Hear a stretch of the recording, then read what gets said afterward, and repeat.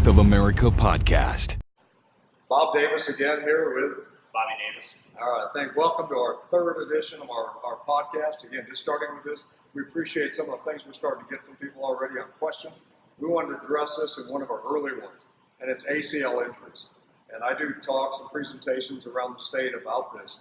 And my big thing is, because I had a number of knee injuries. I had 4 surgeries by the time I was 21 years old, just on the knees. We're not counting in shoulders and things. But right now, we're seeing that there's about 250,000 ACL injuries every year. And that's our young athletes, our college, our high school athletes, non-athletes, weekend warriors, all that getting in there. And I've seen a few basic things.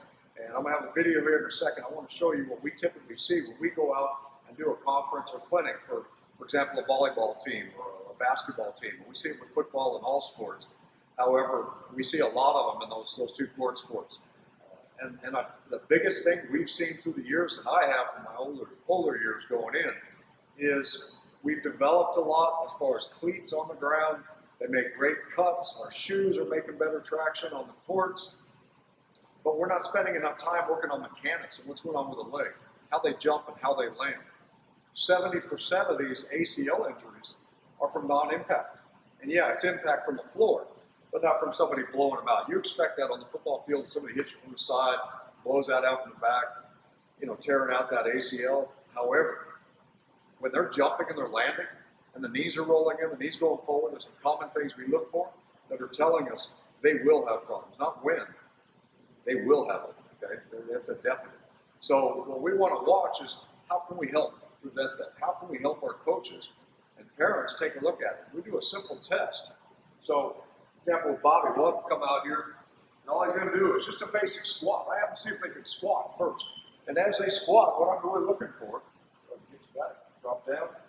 I'm making sure, number one, the first thing is we've got a good alignment from this hip, knee, and the toe. We don't want a knee rolling inside. The other things that will happen if he's up going into the side, so he's squatting sideways now. You'll see some athletes, when the first things they do, again, this is where he's at, his knees are staying right behind the toes. He's not going beyond. Now, this is what we see a lot. Stand it up for me.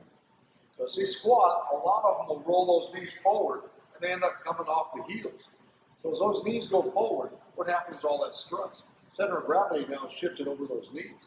So take a look at this video. You'll see some common things that we do, and this is not out of the ordinary. Just had some girls this last week we were working with, and some of the volleyball girls. And this is just basic how they jump and land. And a lot of them go through that puppy dog stage where mechanically they're actually, they've been getting it, they're great. The next summer I see them again, and they've grown 4 to 4 inches. Now their bodies, how they mechanic and where they land, have changed.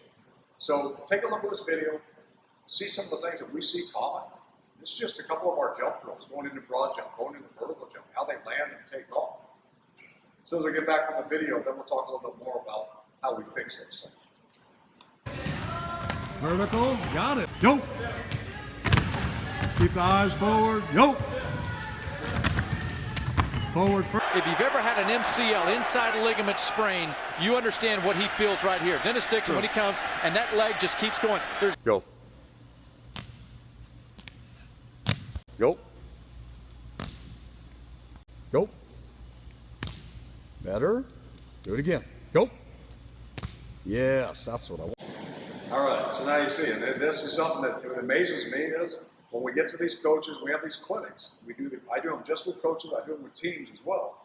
But when we go out there to them, I'll hear back that following week from coaches.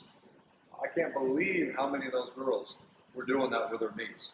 Or we just took our football team, we had them go through just basic squat jump test, which we're going to do right now for you. How they get in position. How many of those guys had one foot outside wider than the other? They weren't squared off where they needed to be. Or they rolled forward or rolled inside. So what you saw there, now go back when you see a practice or have your athlete at home squat and try this test. And let's see if they're prone to that injury as well. So one of the first things we look for is I just have them go into the squat first like we did before. So hips are back great, everything's fine here. Now what I want you to look for and see if Bobby makes a mistake, which I know he won't. But on the go, he's going to jump as high as he can and land into a squat. What I'm looking for is on that takeoff and landing, do a knee roll toward the center or they roll him forward on the knee. So let's take a look and see what he does. So hips back, he's in the ready position. Go, high as you can, squat. Good. Now, what you'll see is just a little bit of wobble Bobby did on the right. He did that on purpose for you. But he didn't excessively go inside. We'll have some of those. Again, we check your athlete at home. Have them jump. And you're going to see almost always one leg is going to roll inside and out. Once they're aware of it and they start regularly practicing this, when they do squats, whether it's with a weight or body weight or moving into it, that's when you see that position. So he's going to do it sideways for you now going out. So the same thing. I want you to see where the body's at. He's going to squat back down. Hips back. Go. Jump. Hips back. Good. So you don't want to see, which a lot of them will do, when they get up in that landing, boom, those knees shoot forward right away. And like me, I could feel that stress without even doing the jump, seeing somebody roll those legs out there. Okay. So Bobby, you've got some of your volleyball players that you're working with. You get guys with accounts going out. When you first came, for example, to Chandler Prep, how many of them do you think on a team on average percentage-wise that would have some kind of knee issue going in and out and forward? I don't know that I can think of a single girl, let's say on volleyball, first coming in that didn't have a problem. Whether it was maybe it was before the jump, maybe it was on the landing, maybe it was landing on one leg, one way or another in some situation or scenario. A lot of them had that knee collapse. They didn't know how to absorb properly and load and go. But a lot of that, some of them just didn't have this general strength even. So they collapse and fold into the ground kind of like jello hitting instead of being like a bounce ball reacting, hitting off, being durable and strong. Yeah, and that's one of the things. Actually, I started working with a new school this last couple of weeks ago, getting involved into. And one of the things we started hearing right away from parents were they were of 8th grade. You know, a lot of them were 7th, 8th grade. They didn't want them to start doing any weight training yet. They wanted to wait till high school. Well, a couple things. We got issues with that. I can understand cautious and worried about it, but we've known since mid-80s, actually early 80s, when I was at University of Nebraska in mid-80s. They came out, the Pediatrician Association, the Strength Coaches Association, all came out and endorsed strength training. However, how you're doing it, when you're doing it, doesn't mean, okay, it's great, let's throw them in the weight room that's back in your garage and let's go crazy on squats. What it means is we've got to get some mechanics. But we know how competitive athletics are now in high school. And you wait till high school to try and strengthen an athlete and get ready. Now the load, the volume, how much more hours are they practicing compared to when they were junior high or elementary school? The volume is just crazy intense. So the strength training, it's not only beneficial, it's essential for athletes to become better, stronger. But if you don't start working on the mechanics, you've got a stronger athlete with more power, better reaction, poor mechanics. That's the one I worry about getting hurt also. My skinny athlete that jumps and knees roll and things happen, they're not generating enough power. They've got a 10-inch vertical jump. I'm not worried so much. Well, that 32-inch vertical jump with an athlete that's bigger and stronger, how much more force when they come down and land, either by accident on somebody else's foot and they roll in. How many times that happened in the basketball game? So those things will happen. But how that body can stretch, reflex, hold, get yourself back into position and recover is so much more essential if they're strong and they're flexible. So make sure you take a look. We've got some of these basics going into it.